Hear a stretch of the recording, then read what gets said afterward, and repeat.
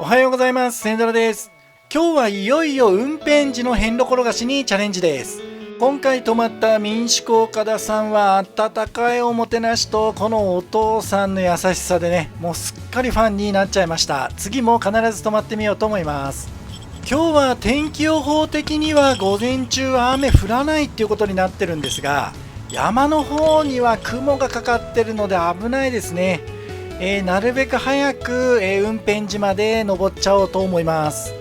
運転時までは何箇所か注意しないといけないポイントがあるようなんですが、昨晩お父さんからとても詳しい説明を伺えたので、道迷いすることはまずないと思います。ここが登山口の入り口です。看板はありますが見逃しやすいので注意します。そして、ここ左ですね、登山口こっちになります。ここもね一応看板はあるんですけどね、見逃さないように注意しましょう。昨日の雨で地面がぬかるんでいるところあるので気をつけて歩きます。辺り一帯に霧が立ち込めてます。とても神秘的な雰囲気です。綺麗ですね。登山道はかなり急ではあるんですが、道が比較的整備されているのでとても歩きやすいです。岡田のお父さんから昔自転車でここを登った人がいるって聞いたんですけど、多分この自転車その人のでね、ここに乗り捨ててったんでしょうね。ここ自転車担いで上がるのはちょっと無理でしょうね。早く自転車回収してもらいたいところです。ところどころ平らなところもあるのでずっときついわけじゃないんですけどね、全体的にはきつい遍路転がしです。上に上がってきました。舗装路まで出ちゃえばこの先はもう楽ちんです。なんとか雨が降らないうちに運転時にたどり着けそうです。運転時まで残り2キロです。あと30分ぐらいで到着です。太陽も出てきて気持ちのいい道になってきました。日が出てくると暖かくなってくるんでね、助かります。運転時はこの交差点を左に行きます。これより運転時参道なんだそうです。一見まっすぐ行っちゃいそうな感じなんですが、歩き遍路はそこをさらに右に入ります。舗装路のくねくね道をところどころショートカットするように遍路道ができてます。杉の木から湯気が出てます。太陽の当たってる方ですね。これ珍しいですね。初めて見ました。いろんなところに夫婦岩とか夫婦杉とかありますが、運転時の夫婦杉もなかなか立派です。左側に大師堂が見えてきました。ここを曲がらずにまっすぐ行けば山門に出れます。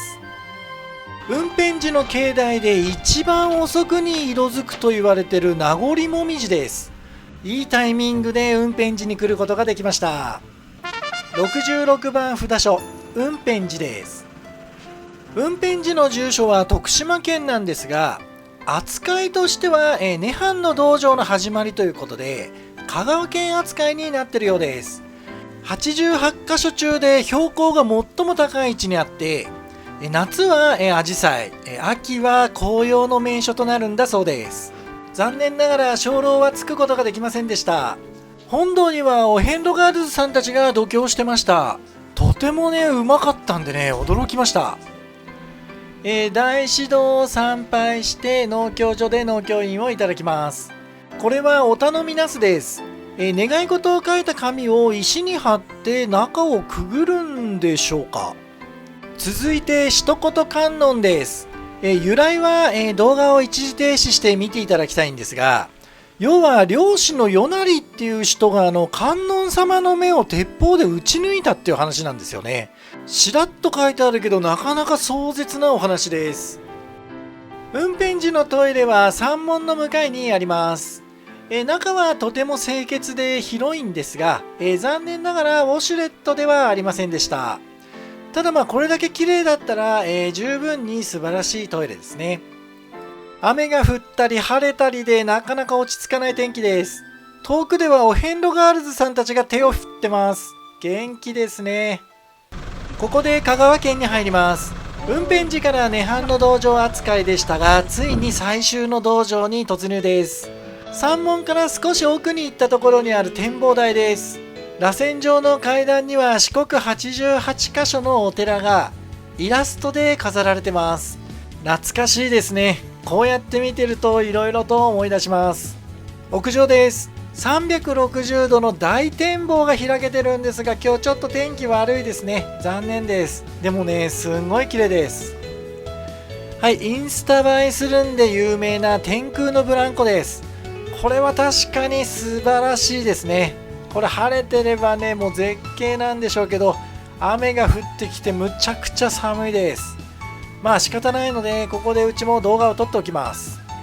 アルプスの少女ハイジだったら絵になるんでしょうが、すげ傘かぶったお遍路さんってなるとだいぶ印象が変わります。紅葉がちょうど見頃です。いいタイミングで来れました。数日前には雪も降ったようなんでね、通りで寒いはずです。あれこれ見てたら1時間以上も運転時に滞在しちゃってました。ちょっとねスケジュール的にまずいので急いで大光寺に向かいます。これらは500羅漢です。500っていうぐらいですから、ここの道路だけじゃなくて他にもあっちこっちいるんですが、なかなかリアルでね、ちょっと怖いぐらいですね。はい、それでは、歩き遍路道を下っていきます。こっち側の道も、遍路転がしに指定されてるんだそうです。歩き始めは道も穏やかで、遍路転がしっていう感じしなかったんですけど、中盤からはかなり急勾配になってね、登った時の道よりもこっちの方がきついかもですね。この看板には野鳥の鳴き声の聞きなしが書いてあります。焼酎一杯ぐいとかね、月日星ホイホイとか、ほんとこれっていうのがたくさんあります。野鳥の聞きなしを夢中で読んでたら、またもやあっさりと遍路ガールズさんに追い抜かれました。やっぱ若いっていいですね。はい、雨が降ってこないうちにどんどん下っていきます。大光寺まで残り 6.1 キロです。次の看板にはうなぎ淵、おうなぎさんの伝説っていうのが記載されてます。いろんなところである伝説の中でもやっぱり干ばつから雨を降らしてもらうっていう系のは多いですね。思ったよりも急で長い下り道を、降り切ると細路に出ます。いやー疲れました。ちょうど今お昼過ぎた頃なので、この辺りのベンチに座って、昼ご飯を食べようと思います。大光寺までは残り5キロです。今日のお昼は岡田さんで、お接待で作ってもらったおにぎりをいただきます。非常に素朴でシンプルなおにぎりですが、やっぱりこういうのがうまいんですよね。民宿青空屋さんです。今はコロナなので営業していないみたいですね。天気も良くなってきたので、ここのベンチでランニングシューズに履き替えます。やっぱりこっちの靴だとね、歩くの楽で気持ちいいです。途中にあったお遍路さんの休憩所です。壁にね、立派な絵が描いてあります。すごいですね。素人の絵じゃないようです。右前方に見える上り坂を上がっていくんですが、あそこに男性の方がね、足を引きずりながら歩いてるんですよ。あれ奥さんが先の方に行っちゃってちょっと出遅れてるみたいなんですけどね、見ててね痛々しいです。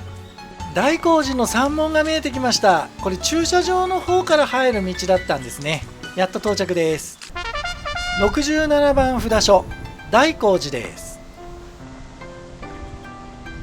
このお寺は大師堂が2つあるから気をつけるんだよって民宿岡田のお父さんにも言われてたんですが、本堂の左側にはお大師様の弘法大師堂、右側には天台宗の天台大師堂があります。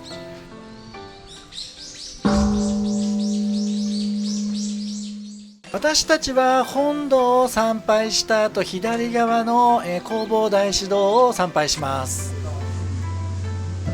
本堂の右側にあるのが天台大師堂です。これですね。これとっても珍しいお寺ですよね。参拝終わったあたりからポツポツ雨は降ってたんですが、強くならないと思ってそのまま出ちゃったらね、もう大雨大風です。さっき目の前を歩いてたご主人様もなんとか奥様に追いついたようですが、とっても辛そうです。ちょっと見えづらいんですが、ここから観音寺市になるようです。今日中に神寧院と観音寺打ちたいところだったんですが、時間的に厳しいかもです。遠くには天使のはしごが見えます。綺麗ですね。だいぶ観音寺の町に近づいてきました。お店もたくさん出てきました。観音寺駅まであと2キロです。残念ですが、ただいま4時40分。駅のさらに向こう側がお寺になるので、今回はお寺行くのを諦めて、ここを曲がって観音寺駅に向かいます。今日は丸亀にホテルを取っているので、観音寺駅から電車で丸亀駅に向かうんですが、思ったより予定をしちゃったので、こんなことならこの辺に宿取ればよかったです。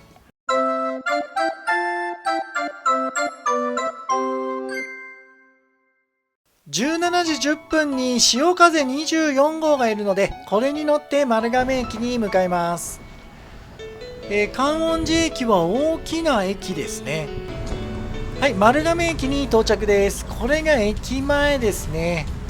ちょっと暗くて栄えてるのかどうかよく分かりません。腹が減ってる上にも今日疲れちゃったので、ホテルチェックインする前に飯食っちゃおうと思います。駅前にあった串カツとか定食とかやってる居酒屋さんの白鷺さん、ここにお邪魔します。串カツがね、もううまくて、この写真の以外にもいろんなものいただきましたが、どれも美味しかったです。その他にちょこちょこいろいろ頼んで、最後は定食で締めと。いや、もうね、満腹です。とっても美味しかったです。今回のホテルはアパホテルの丸亀駅前大通店です。夜撮った映像が暗くてよくわからなかったので、この辺はもう次の日の朝、撮った映像ですね。いわゆるアパホテルクオリティです。お部屋は783のツインルームです。アパホテルってもっと狭い印象があったんですが、思ったよりも広いですね。大型のテレビが壁掛けになってるのもいかにもアパホテルっていう感じです。ベッドの横にナイトテーブルはないんですが、電源はここにちゃんとありました。ちょっとテーブルないと不便ですね。クローゼットはないので、ハンガーは壁掛けになってます。部屋のお風呂とトイレの映像は撮るのを忘れちゃいました。すいません。続いて9階にある大浴場です。ここは温泉ではないようですが、大浴場があるのはとっても助かります。脱衣場も広いですね。このスペースに洗濯機と乾燥機が置いてあります。誰もいなかったので中も見せてもらいました。洗い場の数も多いです。湯船も大きめでゆったり入ることができます。今回も最後までご覧いただいてありがとうございました。遍路転がしは大変だったけど、運転時は見どころが多くてとっても楽しめました。チャンネル登録、高評価、コメントぜひお願いします。それではまた。